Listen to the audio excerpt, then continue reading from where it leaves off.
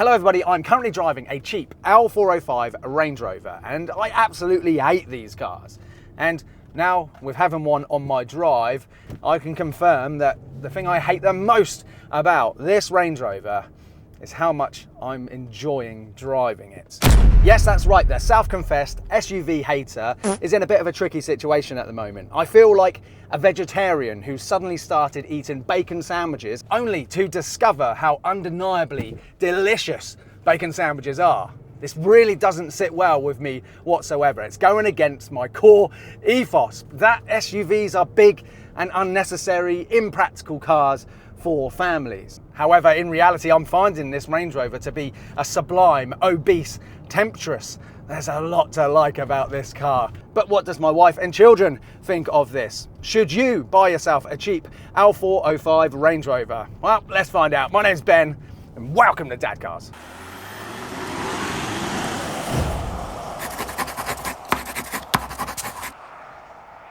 Hello everybody and welcome back to the channel. For the benefit of those who are new, I recently purchased this cheap L405 Range Rover for my wife to replace her BMW X5 and to take place as our new primary family car for our family of 4 children. This is an early 2013 L405 Range Rover, so right at the very start of this generation of Range Rover. It sits on just 84,000 miles and it is the autobiography. So it comes with lots of bells and whistles and toys, and it's the preferred engine option as well, the SD V8. So a 4.4 litre turbocharged diesel V8, which produces 335 brake horsepower and around 515, I believe, pound-foot of torque. And we'll come on to that a bit later on because this engine is rather sublime, and it's paired with this 8-speed torque converter automatic.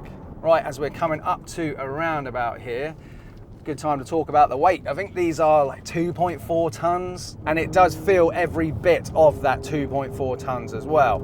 And these did come with the 3-litre V6 diesel engine option as well, but the general consensus is that this is the one to go for because you don't have the crankshaft bearing and cam belt anxieties with this engine. Although, look, people who have the V6, they do say that it's still a good engine if looked after. But for me, a big part of why this vehicle is unfortunately charming me so much, a big part is that V8 that's in front of us. But before we get onto all of that and sort of seeing how this drives and how it performs, lots of people have been asking me, what does your wife think of the Range Rover? What do your children think of the Range Rover? And I've got my youngest in the back sleeping at the moment, but I did capture on film the first reaction to this being on the driveway. So let's check that out now. Who wants to see Mummy's car? Me! Come on then. Do you think that this is a good colour for children? There's a fridge. In here, there's a fridge. That's a very small fridge. Is that cool?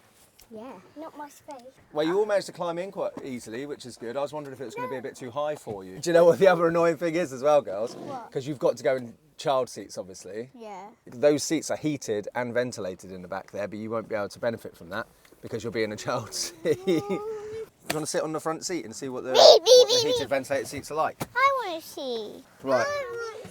How do I turn the engine on? Beep, beep. And do you know what's special about these front seats? What? You can get a massage in these front seats. Hey, So I want a if you put hey. I want a massage. Yeah, you can try it in a minute. What's it feel like? Feels like a snake. Yeah, what it feels like there's a snake crawling up your back.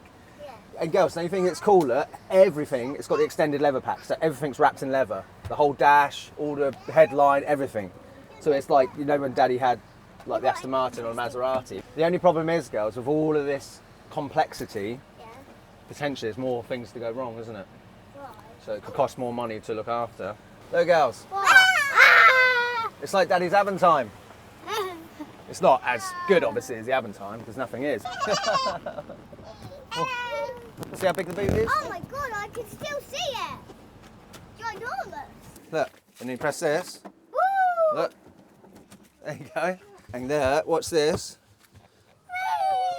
Oh yeah, this is Daddy's Avatar. That's pretty cool, isn't it? What do you prefer? Do you prefer the X5 or do you prefer Mummy's new car? Yeah, that's exciting. But we don't know what it's like to drive yet, so who wants to go out for a drive in it? Me! Yeah. But just quickly, before we get back to the driving, everybody knows the third R in Range Rover is reliability. And that's why we've got a Carly OBD reader. And you're gonna love this. Genuinely, on this filming day, we had a breakdown. It wasn't in this Range Rover, but it was in my good friend Joe's Land Rover Discovery. Joe kindly helped me film the drive-bys for this video, and on his way home, I got a phone call from him. Oh, Ben, I've broken down. I've pulled into the Shell garage. There's a problem. Can you bring your Carly OBD reader?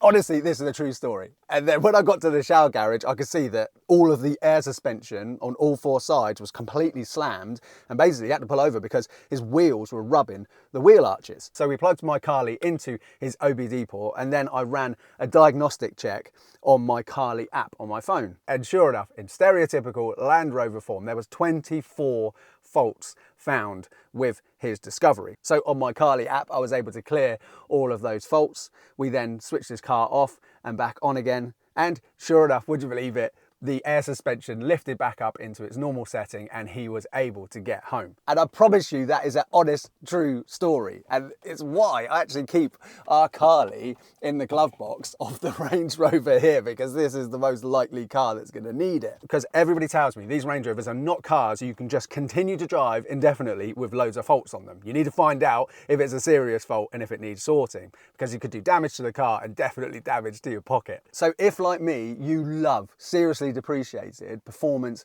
and luxury cars, this is your reminder to get yourself a Carly now. Don't wait until there's a problem and then you suddenly need one and you've got to wait for it to be delivered. Get one now, because you can set yourself up with Carly for about the same price as half a tank of premium diesel in a car like this. And the first time your Carly saves you time and money taking it to a garage, it's paid for itself anyway. And what's even better, because you're watching this video, use the link in the description below and use promo code Dadcars and you'll save 15% off. So a massive thank you to Carly for sponsoring this video and supporting the Dadcars channel. Now let's get back to how this drives.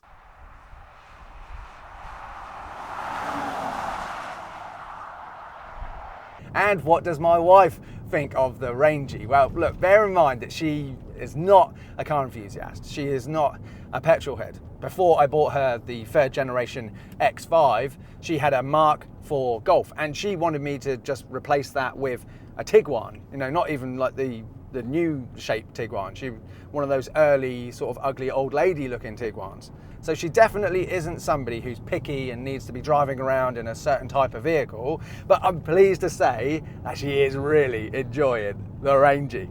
I wondered if she would appreciate the extended leather pack in here, which, you know, to someone like me, I love a leather wrap dash, and yeah, just, you know, the quality, the luxury of this car. And yeah, she is noticing it all and she is appreciating it. For some reason, she really loved these lights up here where you just swipe your finger across and then the internal light comes on. But yeah, look, all of the toys and, you know, extra features that are packed into this autobiography, she is enjoying using them. So that is a wonderful relief for me, you know, because if she was like, oh, I don't know what the fuss is about, it's just the same as my X5, you know, it wouldn't really justify all the additional running costs of this thing. And I will come on to running costs a little bit later in this video. Ooh. But something that I didn't consider before buying this, something that I, my wife, and all my children are really appreciating and enjoying with this, is the Meridian sound system. It is exceptional. Honestly, Baby Shark and Frozen have never sounded so awesome.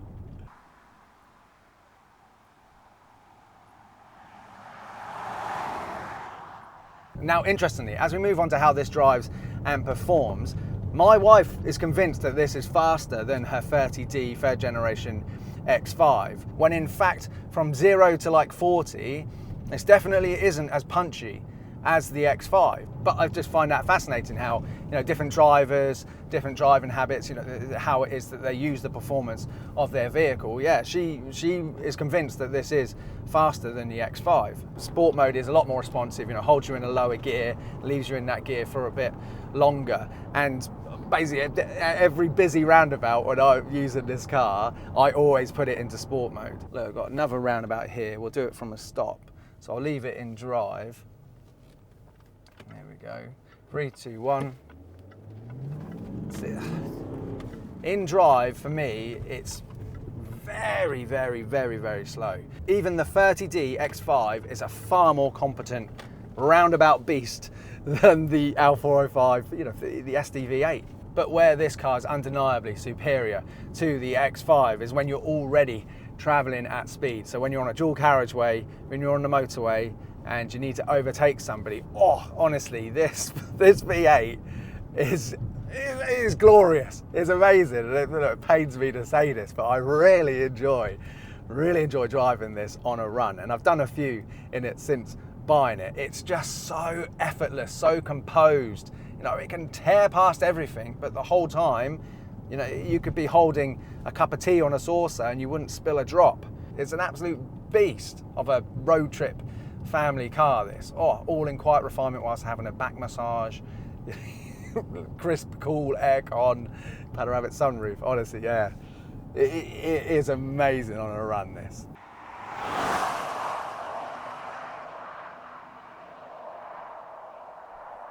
And honestly, going into buying this, I really, really wanted to hate it. The ride dynamics of this, okay? Because it is like piloting a vessel. The way that this goes around corners, it is just like a big, majestic ship. And I was hoping I would hate that. But the thing is, in so many ways, I just think it makes more sense. If large SUVs are on like a sliding scale, and you had like a Porsche Cayenne Turbo at one end of the scale, and then on the opposite end you've got a Range Rover like this, and then like the X5 is sort of much more towards the Cayenne, and then you've got more other like comfort focused cars that are closer to the Range Rover. I just think that if a vehicle is this big, weighs 2.5 tons, has this much sort of space and size, and to me these vehicles make more sense as a big comfortable wafter. Oh God, I sound like a Range Rover fan, don't I? I'm so uncomfortable with this.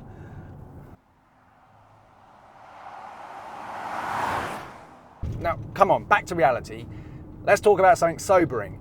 Let's talk about the running costs. So the road tax on these is just shy of the top band, which means I think you save like 20 quid off the top band or something. So at the moment, this is £715 a year. Miles per gallon is a pleasant surprise. Hang on, look, let me have a look at the trip computer. So averaging 31 miles an hour, obviously we do a lot of city driving, and the miles per gallon is 27.8. 27.8 in this. I think that's amazing. Right, let's check the turning circle. Right. I kind of cheated there.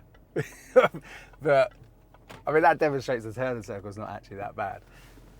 Servicing will be quite expensive. I think it's like £500 to £700 for like typical services, and you do need to service these regularly. This isn't a car that you can just do the bare minimum and everything will be okay. And also a downside with all of those toys, bells and whistles on this is there's a lot more to go wrong. And obviously brand new, this autobiography top spec car would have been over £100,000. So all of the replacement parts are priced accordingly.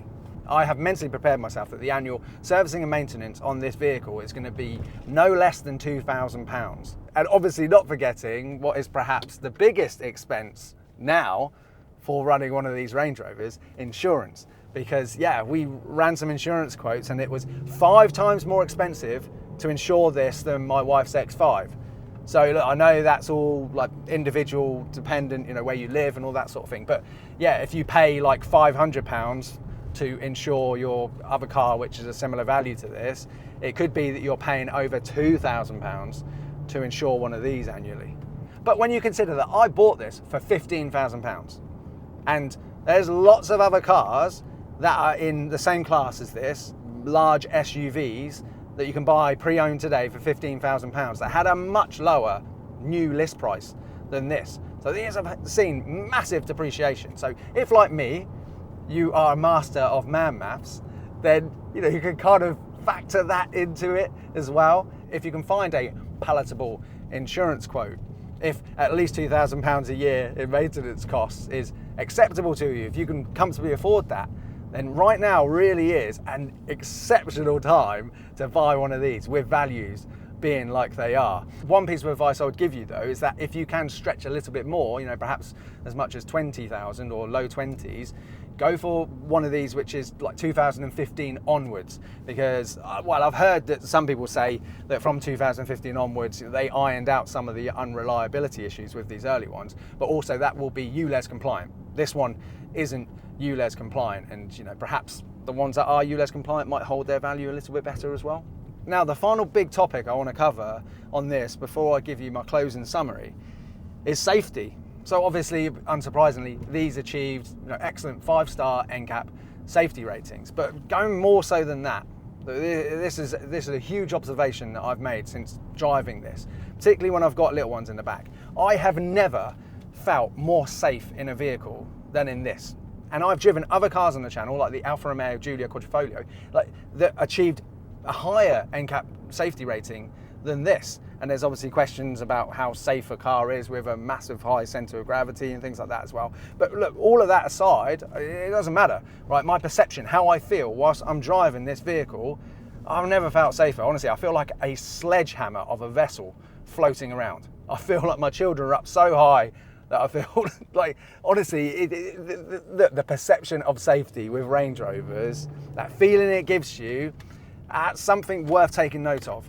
And is no doubt why so many families like these.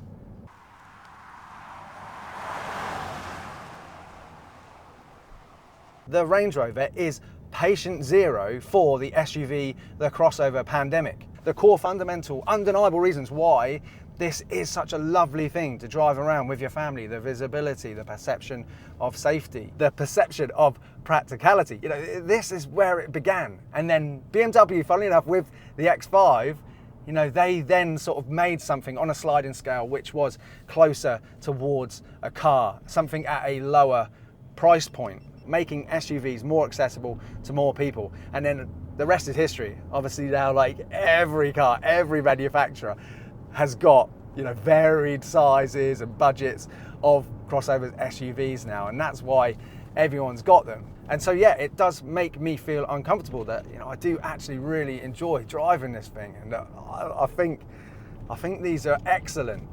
Because I know that all of these other heavier vehicles around that are, got much more tyre wear and brake wear, and they're chewing up the roads, and they're heavier and heavier and bigger and bigger. And whenever I go to the supermarket, I can't get the kids out because I'm blocked in either side by other two big SUVs. But I really like this. And so I don't know, maybe now is the time that maybe I need to chill out a little bit on my hate of all SUVs and all things crossovers, because I don't want to be a hypocrite. But I can promise you this one thing though, I will never own an SUV. The X5, the V5 document was in my wife's name, and I made sure that when we bought this, I put her name down on the V5 as well. I will never own an SUV myself, but with this one at least, I am now starting to really enjoy it. But what's next for the Range Rover on this channel? Well, if this goes, when this breaks, when this goes wrong, I will be making real world, honest, open content on, just how much it costs to fix things and things that go wrong on it. So there's still a chance that this could be a reliability nightmare, and then I'll start hating them again. Now, something interesting that me and my wife have been experiencing with this, which we've never had before with any other car, is theft anxiety.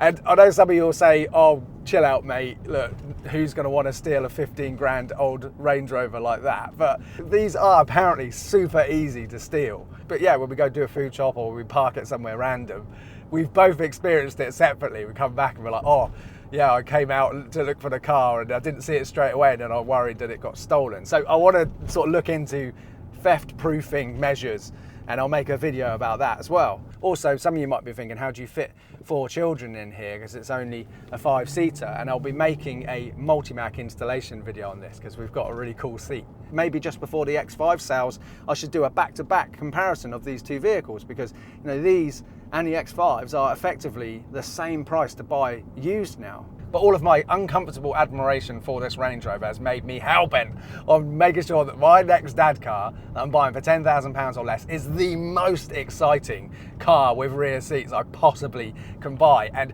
if you haven't seen this video, check it out now, because that's where I discuss what is going to be my next dad car. Make sure you subscribe to the channel, comment below, share this video, and I'll see you on the next one. Bye-bye.